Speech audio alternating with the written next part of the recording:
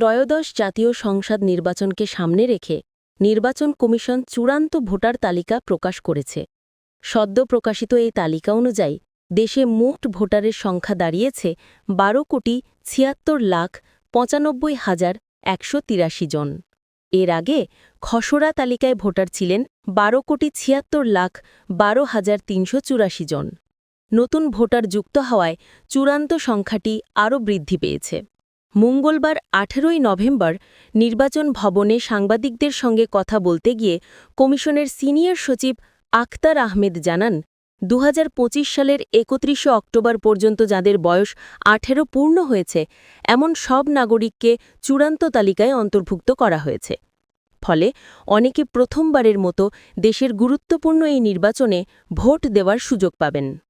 চূড়ান্ত তালিকায় দেখা যায়, পুরুষ ভোটার আছেন 6,48,14,907 জন, নারী ভোটার আছেন 6,28,79,042 জন, তৃতীয় লিঙ্গের ভোটার আছেন 1,234 জন। খসড়া তুলনায় পুরুষ ভোটার বৃদ্ধির হার 2.29% এবং নারী ভোটার বৃদ্ধির হার 4.16%, যা নারীদের রাজনৈতিক অংশগ্রহণের ইতিবাচক অগ্রগতি নির্দেশ করে।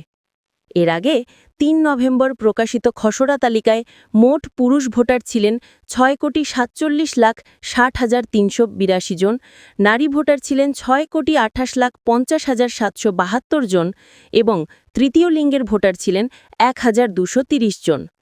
নতুন যোগ হওয়া তরুণ ভোটারদের কারণে চূড়ান্ত সংখ্যা আরেকটু বেড়েছে।